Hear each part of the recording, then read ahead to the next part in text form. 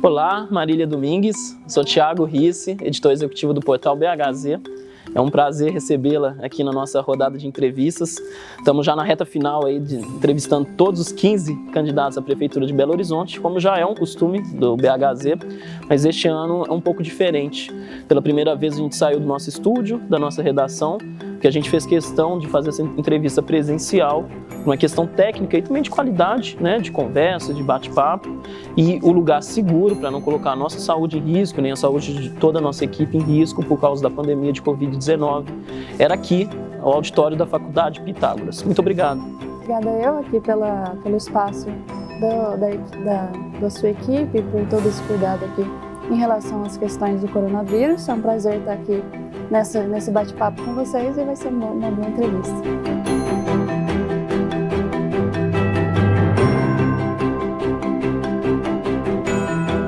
Bom, pela primeira vez também, essa entrevista é conduzida apenas por mim. Normalmente a gente fazia uma sabatina com vários jornalistas do BHZ, mas obviamente não estou sozinho, tem toda a equipe técnica. E a pauta é produzida pelos repórteres Giovana Fávero, Jordânia Andrade, Vitor Fornes e Rafael de Oliveira. É um bate-papo. A entrevista normalmente ela tem 45 minutos aproximados. Essa nossa vai ser um pouquinho mais breve, infelizmente pelo atraso. A gente vai falar sobre suas propostas, vai pincelar sobre saúde, educação, segurança, e uma segunda parte sobre você, sobre sua candidatura, sobre política. Vamos lá, vamos começar com um dos grandes assuntos aí nessa pandemia, a questão da economia, do comércio.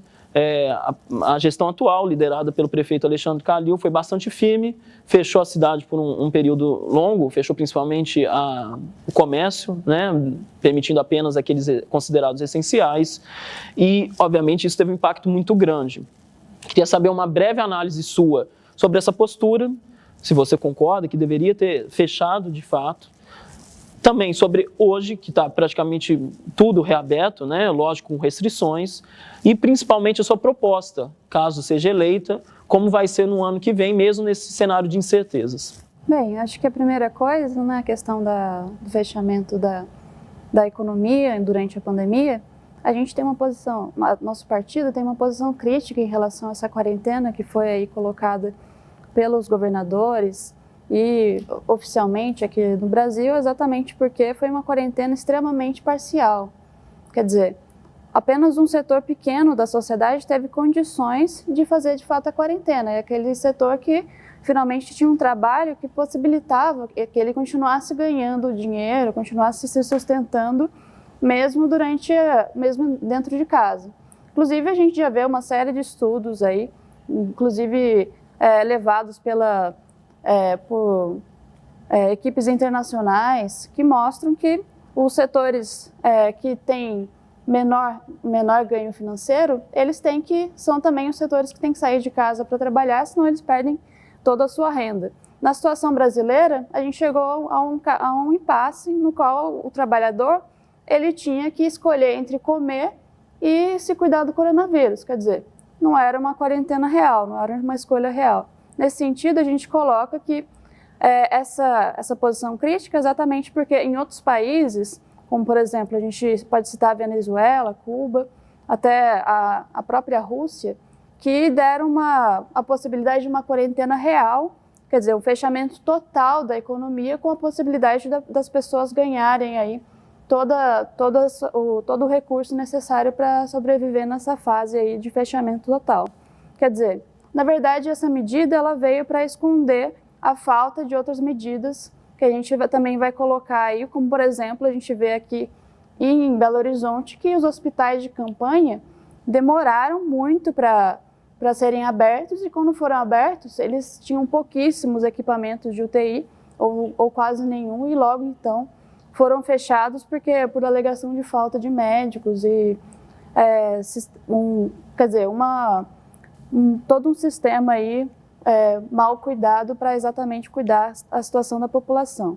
Acho que é importante isso daí porque, finalmente, Belo Horizonte, logo em seguida, foi colocado aí como um dos principais focos da pandemia. Você, se fosse a gestora de Belo Horizonte, então o fechamento seria mais rigoroso, é isso? E a prefeitura, você está concorrendo a um cargo municipal. A prefeitura daria um auxílio, é isso? Entendi corretamente? Bem, exatamente.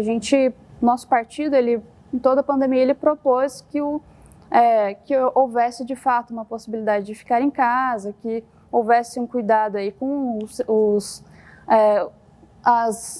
serviços de fato essenciais, que houvesse ali turnos para que eles pudessem trabalhar sem ser contaminados, e que esse auxílio emergencial que foi dado aí só de R$600, que a gente sabe que não sustenta ninguém, ele deveria ser bem maior, deveria ser o valor mesmo de um salário, para que as pessoas tivessem condições de ficar em casa nessa situação. E, claro, a gente tem que deixar claro que essa questão da quarentena é uma questão parcial. O que é fundamental para o combate do coronavírus, primeiramente, é o investimento no sistema de saúde, quer dizer, a testagem em massa, o sistema de saúde para todos, para que, de fato, seja isolado o que é necessário, de fato, porque, finalmente, você testou e viu o que é necessário colocar em isolamento. Nesse sentido, a gente fala que essa situação não é possível no Brasil exatamente por conta do governo que a gente vive, um governo direitista, que se dá pelo golpe de Estado, exatamente, tanto em nível nacional quanto em nível local. Todos eles seguem a mesma lógica capitalista. É importante destacar que, apesar da suposta diferença aí de políticas dos governadores e do governo Bolsonaro, na verdade, a gente viu que, essencialmente, eles tiveram a mesma política, que foi reabrir a economia aí sem cuidados e, de fato, não dar alternativa para a população. Acho que, nesse sentido, a mobilização social em torno da luta pelo Fora Bolsonaro é essencial. Beleza, eu queria agora falar sobre o futuro. Caso você seja eleita, o seu partido, o PCO, fala que foi o único a lançar um programa concreto de combate à pandemia, sem a repressão desenfreada e a loucura do meramente use a máscara. Eu queria que você falasse rapidamente sobre isso, essa loucura de usar a máscara e essa repressão, o que seria essa repressão desenfreada e principalmente, o que você vai fazer quanto ao comércio de Belo Horizonte, a Belo Horizonte, caso você seja eleita. Vai fechar, a gente está num cenário de incertezas, mas, enfim, a taxa nessa semana voltou a subir, a taxa de transmissão em Belo Horizonte voltou a subir para amarelo. Queria saber, caso eleita, o que o nosso leitor pode saber de você, os seus planos. Bem, eu acho que a primeira questão que a gente deve deixar claro nessa situação é que a situação da pandemia não é um problema meramente natural, de forças da natureza, coisas do tipo. É um problema de política, porque a gente vê claramente os países onde houve um tratamento cuidadoso em relação à população, que a situação ela foi bem mais controlada do que no Brasil. Na Venezuela, por exemplo, a gente teve aí uma situação muito bem controlada e uma taxa de mortalidade baixíssima. A mesma coisa aconteceu em Cuba. Nesse sentido, a gente coloca que nessa questão da luta contra o coronavírus e a própria questão econômica, que são todos os problemas que vêm na mesma caixa, a gente precisa trabalhar não só o nosso partido ou alguma gestão individual, mas sim como a gente tem um programa de lutas para a população desenvolver uma luta de massas aí que vise derrubar o governo Bolsonaro, derrubar esse golpe de Estado que finalmente justifica essa política de ataques à população, e a gente propõe aí a unidade da esquerda em torno da candidatura do Lula. É importante essas questões exatamente porque a gente vai ver aí que a modificação dessa correlação de forças, quer dizer, a modificação dos interesses políticos que regem a situação, ela também é a solução para o problema. Porque quando é colocado os interesses políticos da população em primeiro plano, a gente vê que não vai ser escolhido dar bilhões para os bancos, como aconteceu no início da pandemia, e nem 10% disso para cuidar do coronavírus no Brasil.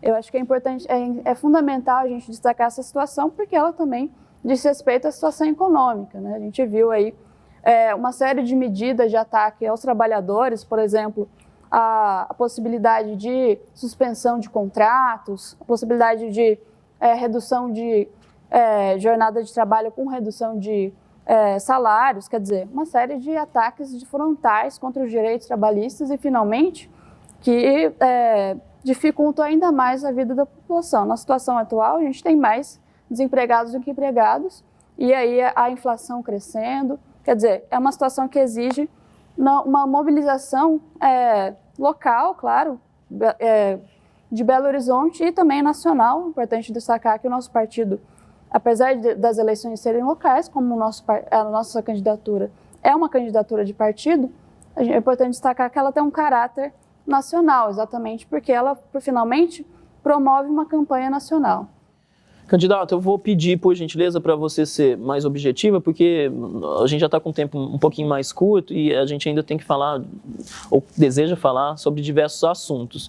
De forma concreta e objetiva, por gentileza, tem como você falar para o nosso leitor o que você vai fazer caso seja eleita? Por exemplo, vai instituir, alguns candidatos passaram por essa cadeira, falaram que vão implementar uma espécie de auxílio emergencial local, municipal. Tem algum plano sobre Belo Horizonte que vai fazer? Assim, eu acho que ficou claro para o nosso leitor que o PCO ele tem muito mais uma visão macro, nacional, mesmo que seja uma eleição municipal. Mas existe algo para Belo Horizonte, caso você seja eleito, algo concreto, como o exemplo que eu te dei, falaram sobre implantação de um Bolsa Família municipal, sobre microcrédito, sobre, por exemplo, a isenção do IPTU, de outras taxas. Há algo do tipo previsto por vocês? Claro, dentro da nossa luta geral, que é pelo Fora Bolsonaro e pela unidade da esquerda em torno da candidatura do Lula, finalmente permitem uma modificação da correlação de forças, a gente também tem uma série de outras reivindicações. Por exemplo, o nosso partido ele promoveu a formação de conselhos populares nos bairros, favelas e todos os setores que fossem mais atingidos aí por conta da pandemia e a falta de possibilidade de eles fazerem quarentena. Então, exatamente, a gente tem sendo formado, inclusive, proposto pelo partido, coletivos de médicos para ajudar a população. Também formação de restaurantes de campanha para finalmente ajudar a população aí, todo mundo se alimentar.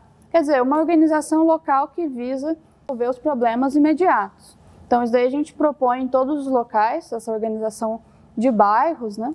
É importante também que a nossa proposta para a questão do salário e a própria questão econômica é que, primeiro, como eu falei aqui, que o auxílio emergencial ele fosse um salário mínimo mesmo, fosse um salário aí de R$1.000 e poucos, para que as pessoas conseguissem, de fato, passar a quarentena, passar aí a pandemia numa situação adequada. E uma série de outras questões essenciais, por exemplo, a proibição do despejo em meio à pandemia, que a gente vê aí uma situação de um crescimento enorme de moradores de rua numa situação de pandemia, quer dizer, em vez de impossibilitar essa situação, quer dizer, também impossibilitar o corte de água, de luz, que finalmente vai sobrecair para a população mais fragilizada, para os trabalhadores, mas a gente vê que não, a lógica capitalista ela coloca primeiro os bancos, né? Então a gente exatamente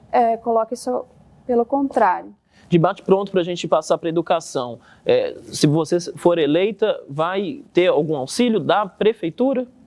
E de quanto? Então, exatamente. A gente, como a gente sempre coloca, o nosso programa é um programa de lutas. É importante deixar isso claro, porque finalmente, numa situação de golpe de Estado, a gente não pode não pode colocar que primeiro o nosso partido vai ser eleito. Até porque o nosso partido é o mais perseguido percentualmente dessas eleições. Nosso partido teve 24% das suas candidaturas indeferidas por razões assim absurdas. Inclusive, teve uma candidatura nossa, a candidata Nina, ela foi e se recusaram a inscrever a candidatura dela, porque finalmente não queriam inscrever o PCO.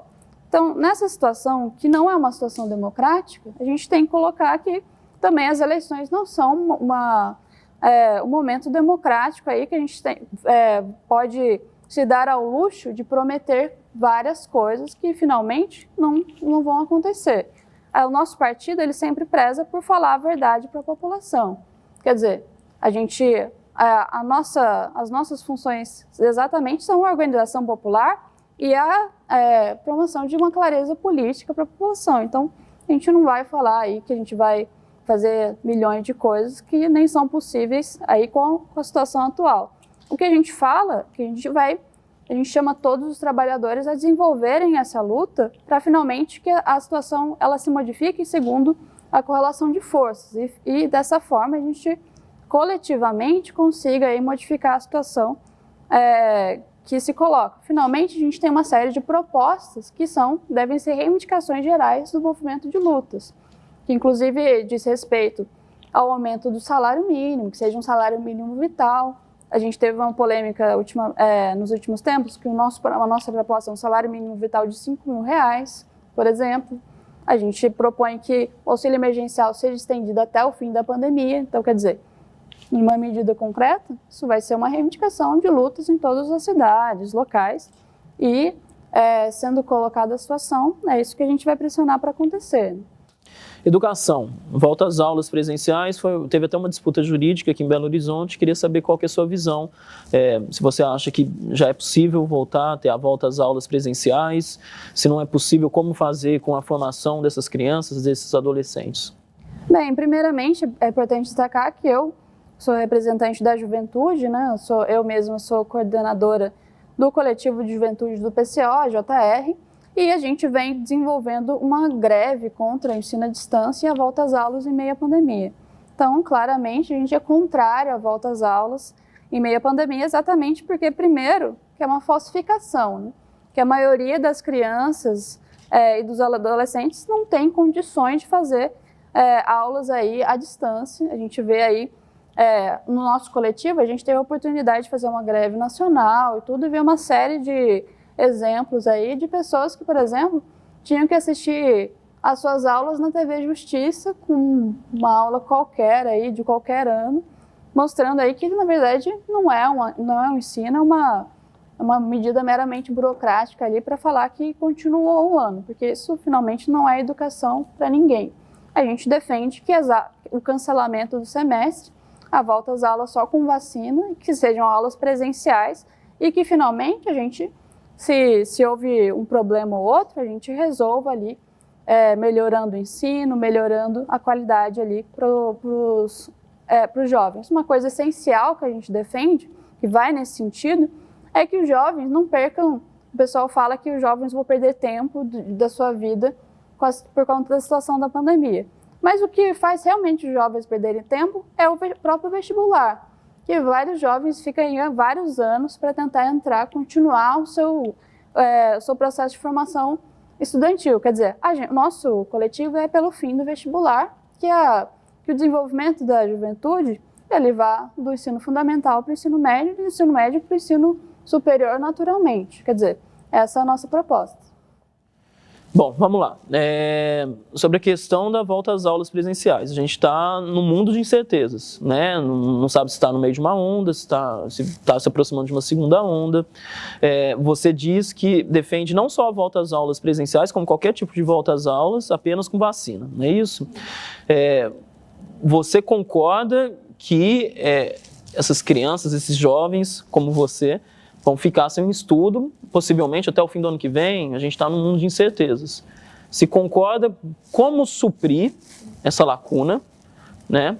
E mais, pais e mães que precisam trabalhar, como você disse, né? Porque essa é a realidade imposta, né? Elas precisam, como você disse já no início dessa entrevista, precisam escolher entre assegurar a sua saúde ou mesmo ter comida, né? Almoçar, é isso que está posto. Como que esses pais e mães vão ficar com mais esse tempo enorme? A gente não sabe, né? A questão da vacina, sem poder ter o auxílio do Estado, né? Em termos, se for uma escola pública ou mesmo privado, para deixar suas crianças e seus adolescentes. Bem, eu acho que a primeira coisa que a gente precisa destacar é que não é uma questão meramente prática, né? A gente deve desenvolver essa campanha como uma campanha de luta geral. Quer dizer, se a gente defende que os trabalhadores eles tenham condições de ficar em casa, que eles recebam aí o auxílio para que eles finalmente possam ficar em casa, possam ter os seus devidos cuidados. A gente também defende, por exemplo, que a mulher ela não seja a única responsável pelo cuidado das crianças. Quer dizer, que haja uma organização coletiva para esse cuidado, mas que não seja uma organização como são as escolas atuais. Porque, por exemplo, a gente tem que deixar claro, a gente viu aí a volta às aulas na França. Na primeira semana de volta às aulas, já teve aí mais de 100 contaminados, quer dizer, eles tiveram que voltar atrás. Aqui no Brasil, não tem cuidado para volta às aulas. A gente vê aí no comércio que as pessoas estão sem máscara, só tem o álcool em gel ali na porta. A gente vai no bar também, as pessoas estão todas normalmente. Imagina só uma criança quem que vai conseguir controlar uma creche ali cheia de crianças, que elas não vão se tocar, a gente sabe que a criança vai para a escola e vai pegar qualquer doença do amiguinho. Mesma coisa a questão da pandemia. Isso também se dá aí na questão do ensino médio, das pessoas mais velhas. A gente viu aí a volta às aulas em Manaus em uma situação de descaso total, máscaras gigantes ali, que viraram inclusive memes na internet, uma situação que não tinha nenhuma modificação física ali das salas para comportar as crianças e não haver contaminação. A gente viu aí, inclusive, nos setores que estão fazendo a greve contra o EAD e contra a volta às aulas, e os setores, inclusive, que eram tradicionalmente contra greves, direitistas da universidade, que aderiram à greve porque eles chegaram na volta às aulas e a situação estava normal. A sala completamente fechada, com ar-condicionado, eles tendo que ficar ali expostos à contaminação da pandemia. Quer dizer, a gente está numa pandemia, não é que a gente vai ter uma situação ideal com qualquer medida, mas a gente não pode escolher entre você supostamente ter educação, que também não é uma verdade, e milhões de pessoas morrerem por conta disso. Quer dizer, não é uma escolha real. Na verdade, o que está colocado de verdade é que a volta às aulas ela é relacionada com a própria situação econômica. A gente viu aí estudos internacionais que falavam que a volta às aulas presenciais dizia respeito a 1,5% do PIB internacional. Então, quer dizer, numa situação de crise econômica internacional, claramente, a volta às aulas é uma medida, é uma pressão da burguesia para retomar a economia. Quer dizer, Marília, já ultrapassamos nossa metade aqui. Vou pedir novamente, por gentileza, para tentar ser mais objetivo, para a gente saber mais de você, só para ver se eu entendi, tá? Então, em relação à educação, não há uma proposta concreta. É discutir com os trabalhadores, é isso, caso... primeiramente, a nossa proposta é essa. A gente tem que sempre ver como se desenvolve a situação. Eu vou perguntar, pelo que eu entendi, assim, não há nem um intuito de ser eleito, né? Então, você está levando bastante assunto para um âmbito nacional. Então, assim, eu vou ficar mesclando, né? Sobre a questão do vestibular, por gentileza, de forma breve, como seria, assim, o Estado ofereceria vaga para todo mundo que se forma no ensino médio, é isso? Exatamente. O Estado oferecia vaga como oferece no ensino fundamental, no ensino público, qualquer coisa do tipo.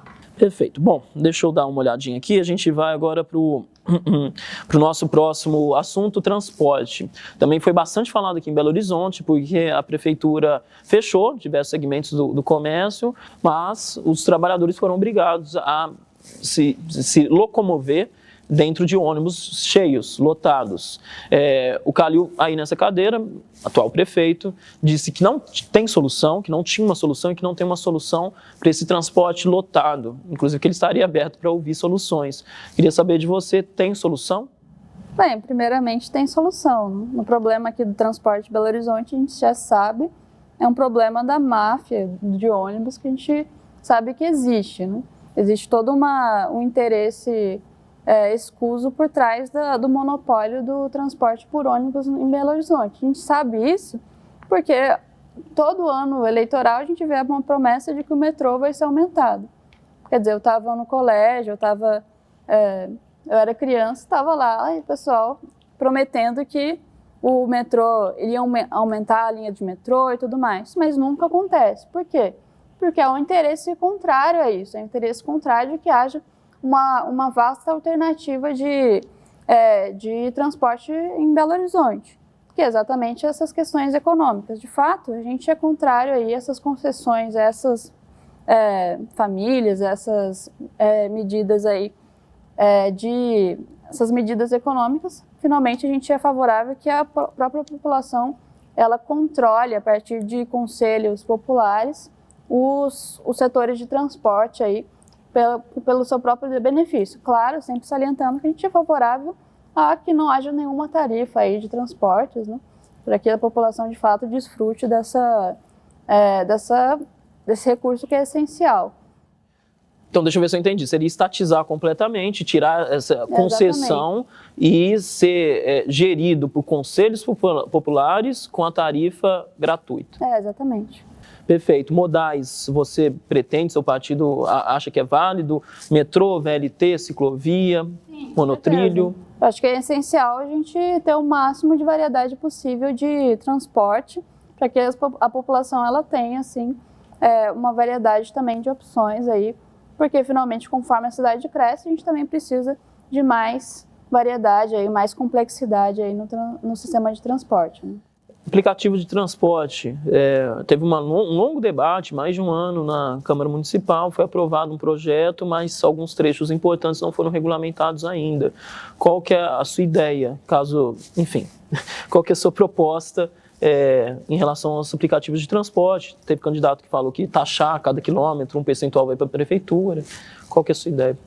Bem, acho que a primeira coisa que é importante destacar é que o aplicativo de transporte é uma empresa internacional que está contratando trabalhadores locais. Então, quer dizer, a taxação não devia ser dos trabalhadores, mas sim da empresa internacional. Porque, finalmente, a gente vê aí que todos os benefícios de trabalhar nessa empresa é do próprio trabalhador, que trabalha ali 12, 13 horas por dia.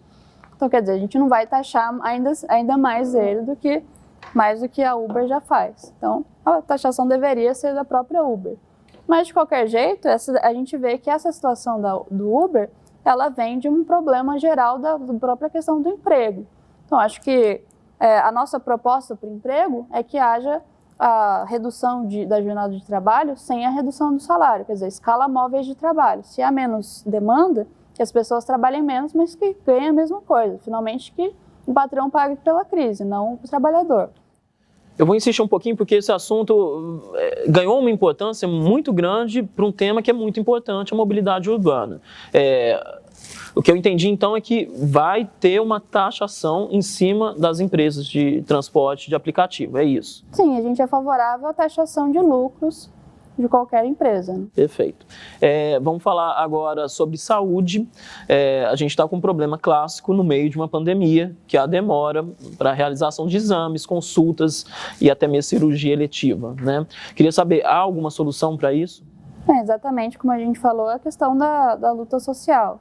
Os conselhos populares e tudo mais, eles visam a pressão local pela questão da saúde, até porque a gente vê aí pela experiência que, por conta da pandemia, vários postinhos passaram a cortar, a se negar de atender aí a população local, que muitas vezes tinha que ter marcado uma consulta e esperado um ano e teve essa consulta desmarcada. Quer dizer, é um absurdo completo. De fato, a gente primeiro propõe, numa situação mais direta, né, a pressão direta da população organizada em relação a esses postinhos que, finalmente, por uma medida burocrática, se recusam a atender a população, que é um absurdo.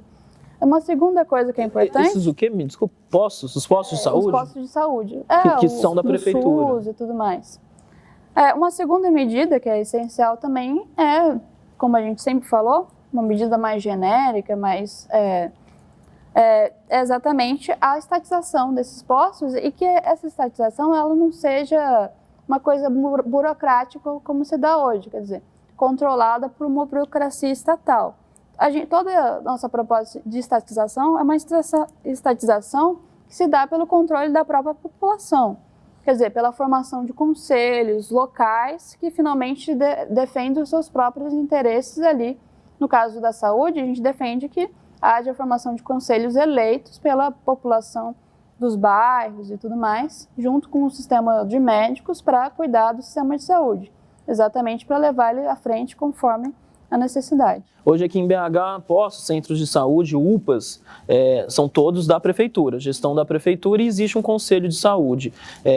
Você disse que mesmo sendo da prefeitura, não é do estado, é isso? Não, isso não é verdade. É da prefeitura, a gente defende que continua sendo da prefeitura. E vai estatizar o hospital privado? A gente defende que se estatize os hospitais privados, e a gente defende que seja uma estatização não burocrática, como é hoje em dia. Hoje em dia, quem controla é um sistema, é o ministro da saúde, alguém que finalmente não vai defender os interesses de quem está lá doente, sofrendo na favela, por exemplo. Na verdade, ele vai defender interesses das pressões da burguesia, que querem finalmente ganhar alguma coisa com aquilo. O que a gente defende é que a população controle os recursos que vão para esse sistema de saúde, que finalmente vão beneficiar a própria população. Então, quase entrando na nossa reta final, vou tentar dar uma acelerada ainda sobre saúde no programa de governo, né, nas diretrizes apresentadas pelo PCO. Fala 2 pontos, queria que você comentasse rapidamente, por gentileza. A legalização do aborto. A nossa dúvida seria, como prefeita no âmbito municipal, como agir nesse aspecto. Toda entrevista você está falando que a luta é maior, né? Mas enfim, se tiver algo mais concreto, talvez essa estatização, o que enfim, for da prefeitura, fique à vontade para falar. E o outro vocês dizem a proteção à maternidade. A gente tem uma estrutura, a maternidade Leonina Leonor Ribeiro, uma estrutura já montada há 11 anos e ela nunca foi inaugurada. Queria saber se há um intuito, um plano de inaugurar essa maternidade. Exatamente, eu acho que é o intuito de inaugurar, de desenvolver tudo que vai beneficiar aí as mulheres, né? Porque a gente vê que o fato de não ser permitido o aborto é mesmo motivo pelo qual não se inaugura a maternidade. Finalmente, os interesses das mulheres são sempre secundarizados. Quer dizer, a defesa do direito ao aborto, ela é uma defesa do direito da mulher abortar, e não só disso, de um sistema de saúde que dê o amparo para a mulher, se ela decide, se ela não decide, se ela decide ter o filho, que a mulher tenha condições de ter o filho e tenha creches, tenha todo um amparo. Exatamente nesse sentido, a gente defende que seja desenvolvido todo um sistema de amparo à mulher na questão do desenvolvimento da própria humanidade, né? A gente sabe que uma das opressões da mulher é que ela é responsável, finalmente, pelo crescimento da humanidade, por gerar filhos e tudo mais. E a gente sabe que isso cai sobre a mulher, porque a gente tem uma maioria aí de pessoas que só têm o nome feminino na certidão de nascimento. Então, isso é importante, né? De forma rapidinho, por favor, para a gente fechar a saúde, a vacina não deve ser obrigatória? Não. E você acha que cada um deve ter o direito de escolher se vai se vacinar ou não? Sim, eu acho que, em primeiro lugar, uma questão prática, né? Já foi feito estudos que mais de 70% da população quer se vacinar. Isso sem uma campanha adequada. Eu acho que deve haver uma campanha como todas as outras. Incentivando a vacinação. A gente já conseguiu erradicar várias doenças por conta disso. Quer dizer, é antidemocrático a gente colocar ali várias medidas repressivas para obrigar a população a se vacinar. Rapidamente sobre segurança, a gente pergunta para todo mundo, também é uma área importantíssima. A Guarda Civil Municipal ganhou um papel que antes não tinha, ela foi armada, está sendo cada vez mais armada. Queria ouvir de você a proposta para a segurança. A gente entrevistou também o candidato do seu partido em 2018, Alexandre Flach, né, ao governo de Minas. Ele falou naquele momento, que o ideal era acabar com a polícia militar. Ele estava ali concorrendo, né, para o Estado, e armar a população. Queria saber de você, né, como você está concorrendo a um cargo municipal, pretende desarmar a Guarda Municipal ou até mesmo acabar com a Guarda Municipal e armar a população? Exatamente. A gente é favorável a acabar com esse sistema de repressão estatal, quer dizer, que vira finalmente um sistema quase independente no meio do Estado, um quarto poder no meio do Estado. A gente vê isso aí em várias situações, e colocar a questão da segurança nas mãos da população. Quer dizer, eles armam a Guarda Municipal, mas finalmente a gente não vê resultado no aumento da segurança da população. Porque se a pessoa está chegando em casa à noite, não tem um guarda municipal ali para impedir que ela seja surpreendida e finalmente assaltada. E mesmo se ela for assaltada, ela não vai ter um amparo aí por parte desse sistema. Finalmente, a gente coloca aqui a única forma disso acontecer é que a organização de segurança ela seja organizada pelos bairros, por pessoas que moram ali na localidade, conheçam as pessoas e finalmente tem laços sociais que vão promover aí o próprio interesse individual de proteger essa população. E a guarda seria acabada. Exatamente. Tá bem. Bom, um rápido levantamento feito pela nossa equipe em 2008 e 2012, o candidato do PCO à Prefeitura de Belo Horizonte foi PP, um capixaba do Espírito Santo. Em 2018 eu já citei o Alexandre Flach, é paulista, e você também é paulista. Falta competência aos belo-horizontinos, por que não um belo-horizontino disputar a Prefeitura de Belo Horizonte? Bem, eu acho que é uma questão de situação, né? Porque finalmente, por exemplo, vamos falar em Contagem, a gente tem um morador de Contagem, que nasceu em Contagem, que disputa a Prefeitura de Contagem. Acho que é uma questão aqui de situação. Na visão de vocês, não é importante uma pessoa conhecer bastante Belo Horizonte? Você mesmo fez boa parte ou toda a sua campanha em São Paulo, até por uma questão de saúde. Vocês secundarizam essa importância, mesmo numa eleição municipal? Não, acho que primeiro a gente conhece Belo Horizonte, né? Eu mesmo tive toda uma formação desde a minha... eu estudei aqui por muitos anos e tudo mais, e fui para São Paulo por questões de saúde. Primeiramente, a gente conhece, a gente já militou há muito tempo aqui. E em segundo lugar, a gente já conhecendo, e finalmente é importante, porque para conhecer as pessoas, para ter toda uma base de organização, é necessário conhecer o local de fato. E a gente tem uma organização partidária aqui, uma organização militante, que eu acho que é o essencial. A gente tem uma base política, tem uma organização que vai nas fábricas, nas favelas. A gente tem, inclusive, militantes nossos que moram na Serra, por exemplo, e a gente bate de porta em porta ali, panfletando e chamando o pessoal para a luta. Acho que isso é essencial. A gente conhece, finalmente teve toda essa questão da pandemia, né, que a gente não controla, mas se não fosse isso, a gente estaria aqui fazendo campanha. A imprensa, historicamente, ela sempre foi atacada, né, quando incomodou, e é o papel dela, né, assim, aquele quarto poder, aquele objetivo, né. O seu partido lançou recentemente uma nota falando sobre o G1, sobre o estado de Minas, que tinha atacado, alguma coisa assim. Queria saber um pouquinho qual que é a sua visão sobre a imprensa. Bem, primeiramente a gente defende a imprensa. A gente acha que a imprensa é uma questão essencial para a democracia. Então a gente defende plenamente o direito de imprensa. E a gente considera que a monopolização da imprensa é um ataque ao próprio direito de imprensa. Porque, finalmente, o direito de imprensa é que ele seja plural, seja democrático, que mostre várias posições, porque, finalmente, há muitas imprensas que têm, de fato, visibilidade. No caso do Brasil, isso não acontece. A gente tem uma das imprensas mais monopolizadas do mundo. Então, exatamente, a gente critica isso daí, esse monopólio enorme da nossa imprensa, que, finalmente, ele ataca o próprio direito democrático da gente exprimir nossas ideias e tudo mais. Você citou rapidamente aqui, já deu outras declarações falando que as eleições são fraudulentas. Queria que falasse de forma objetiva, a gente está agora super na reta final, o que são eleições fraudulentas e por que participar de uma eleição, de uma disputa fraudulenta?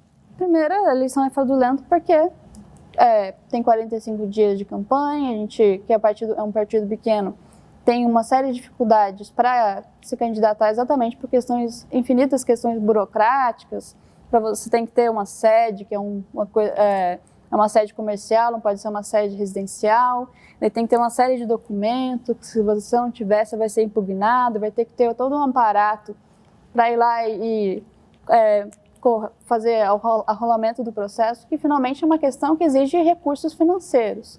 Então, a gente vê aí que, nesse sentido mesmo, quem é beneficiado é quem tem dinheiro. Quer dizer, quem tem dinheiro para pagar uma campanha enorme de rua, contratar um monte de gente, não uma campanha militante como a nossa, que é uma campanha idealista, que vai lá e chama as pessoas para militarem junto com a gente e tudo mais. Quer dizer, em outros países, por exemplo, o candidato ele pode fazer campanha a todo momento. Se ele quer ser candidato, 2 anos antes das eleições, a gente já está fazendo campanha.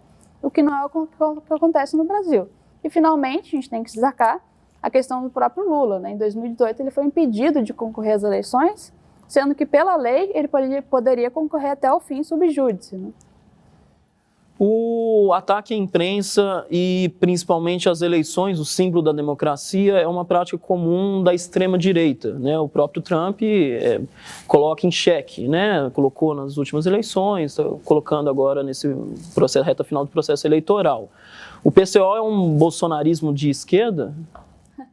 É engraçado isso aí, mas tem gente que fala isso, mas é uma colocação maldosa, né? Porque finalmente a gente é o único que defende completamente o direito de expressão. Contanto que sempre tem uma polêmica ou outra com a própria esquerda, quando a gente defende, por exemplo, um cara que é direitista falar alguma coisa e sempre tem alguém querendo censurar, impedir que ele fale, que ele seja aí pague multas e tudo mais. A gente defende plenamente o direito de expressão. O que a gente, como a gente já colocou, a gente é contrário ao monopólio extremo da imprensa brasileira. E, finalmente, a gente é favorável, principalmente, que a própria esquerda, para contrapor esse monopólio, ela desenvolva a sua imprensa, contanto que nós mesmos temos aí o trabalho de desenvolver a nossa imprensa. A gente tem o jornal Causa Operária, a Causa Operária TV no YouTube e uma série de outras iniciativas aí para a gente também falar e ser ouvido, né? Para a gente finalizar, o Alexandre Flach, em 2018, falou para a gente que o Bolsonaro deveria ter morrido, que, na visão dele, o extremo, né, o antagonista dele deveria ser eliminado. Você compartilha dessa opinião? Bem, acho que tem vários, os 100 e poucos mortos aí da população que, por conta dessa política, talvez compartilhem. É uma questão de situação. A gente não é um partido que é foquista, que vai defender alguma coisa armada, sei lá, uma coisa assim, mas finalmente a gente tem que ver a situação da população. Finalmente deve defender que ele mesmo seja acabado. A gente, por exemplo, ele deve ter se utilizado do exemplo do próprio Mussolini, né, que acabou aí assassinado pela população por conta das enormes medidas ali de ataque contra a população e tudo mais. Eu acho que é importante destacar isso daí, que não é uma questão que, finalmente, é uma questão partidária, né? A gente defende uma luta social, uma coisa desse tipo. Finalmente, a população é quem escolhe isso ou aquilo. Mas você, Marília, compartilha, acha que o ideal seria que a população matasse o Bolsonaro? Eu acho que, finalmente, vamos colocar a situação, o Bolsonaro morre.